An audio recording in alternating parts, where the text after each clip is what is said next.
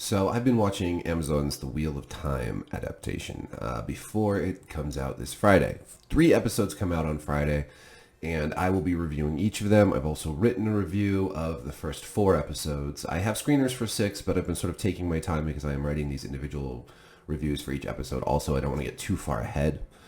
So I have some thoughts about this show. It is not Game of Thrones, let's just say, and I don't mean just in terms of thematically or its level of maturity. It's not the level of quality that we saw in Game of Thrones, at least the first 6 seasons.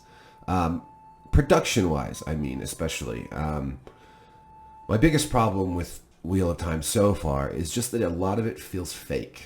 And I really do like my fantasy shows, especially in this day and age when there are the budgets for them. And this show definitely has the budget. I like my fantasy shows to feel real. Like the worlds we're in are fantastical, but plausible. Like people live there. They don't just show up on set there. And this is a problem, especially early on in the Wheel of Time, in the Two Rivers and in the village that Amazon has built. They built an entire village just to burn it down, right? An impressive feat, right? But everything feels like a set still. It's too clean. It's too pristine. People's costumes are too clean. They look like costumes. People's hair is too nice. Everyone is too attractive and never dirty and all these other things. The world just doesn't have that sort of. I think even in the first opening episode of Game of Thrones, there was this sense of like decay, not decay, but just shabbiness to it. People's clothes weren't all perfect. People had dirt on their face. There's a little bit of that here, but it feels like a lot of the main characters are just a little too perfect, right?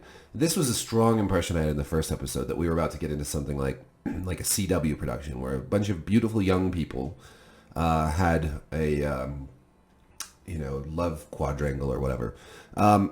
Especially because I've only read the first book in the Wheel of Time series. I'm going to try to get through them, but I keep putting it off. It's 14 novels long. I have so many other things to read. It's kind of like, I read long series. I've read the Joe Abercrombie series, the books, which are 9 books.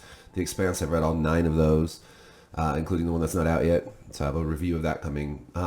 But for whatever reason, Jordan's, I honestly think that the beginning of The Eye of the World felt so much like Tolkien that I felt like it was just a knockoff, and it took me like 5 times to get through that book. And when I finally did, I enjoyed it. I am reading the second book now, finally. Years later, because the show is coming out. But even I have a familiarity, obviously, with the first book. And, I don't remember Rand and Egwene hooking up within the first couple chapters. Let's just say that. So the first episode of The Wheel of Time kind of put me off a little bit and worried me. Even when it turns into sort of an action-packed battle, the Trollocs are not convincing to me. They look kind of goofy. They look kind of bad, especially when you compare them with like Peter Jackson's orcs in his Lord of the Rings movies. I don't know. I feel like a lot more love and care could have gone into the Trolloc design. The eyeless Midral or whatever they're called, those look really cool, though they do remind me of Ringwraiths a lot. But let's say this. Okay, so the first episode's a little rough. Gets a little better towards the end, despite bad-looking Trollocs. And then after that, each episode starts to get better.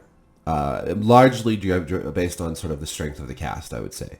I like the cast. Obviously they've gone with very with modern notions of diversity and representation in mind. So the cast is just Rainbow Coalition, right? Which is fine. Like, this is not as far as I know with Wheel of Time, this is not like a story that relies on sort of racial regional differences like Game of Thrones does. Like Westeros is like very European, whereas if you move east, you get into darker skin countries, or you move into Dorne and it's more like Spain, so you're a little swarthier. But this is just sort of epic fantasy. Do whatever you want with it. That's fine. Maybe a little weirder is that they have the Dragon Reborn can be any of the 5 main characters, like main young people from the Two Rivers area. So Rand, Mat, Perrin, those were all 3 candidates in the books. But then also Egwene and Nineveh. Nineveh? Oh, I can never say her name. Which is weird because there is this sort of male inability to use the one power without growing mad, whereas women can use magic safely, essentially. Ever since, the Dark One broke the world, male mages go crazy when they use the one power.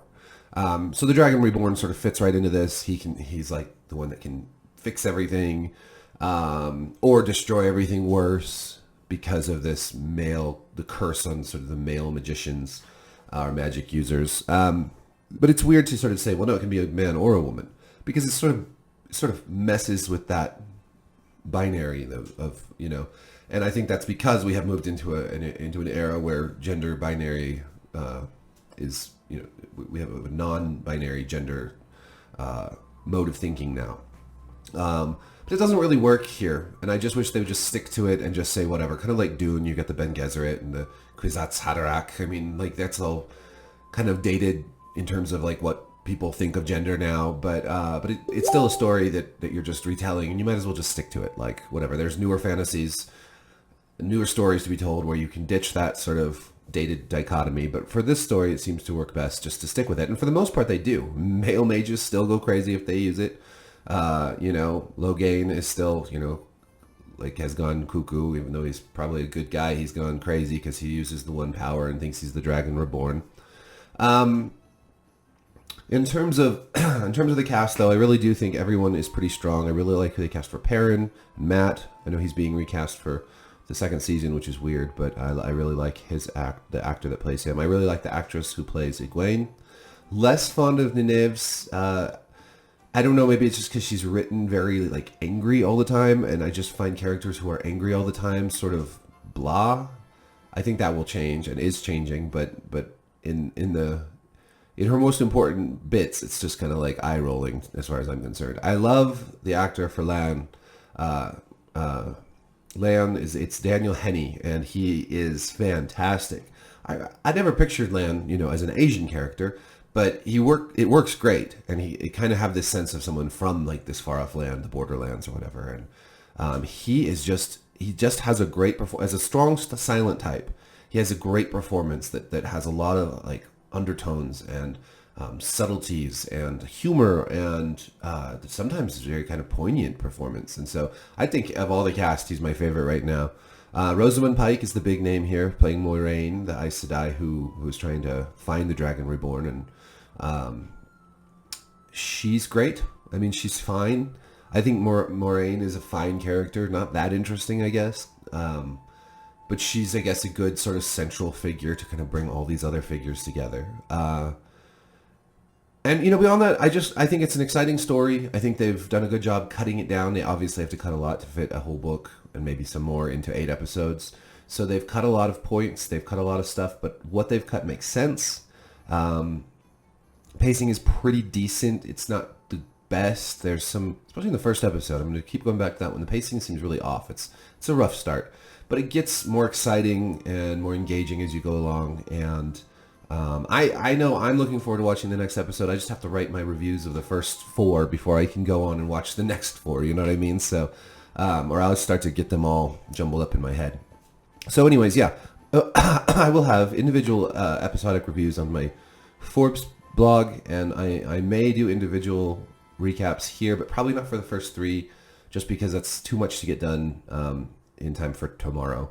But I very well could continue to do, starting with episode 4 next week, episodic recaps and reviews, both on my blog and on this YouTube channel. So, like, subscribe, ring the little notification bell, and let me know once you've watched this what you think, and give it more than the first episode.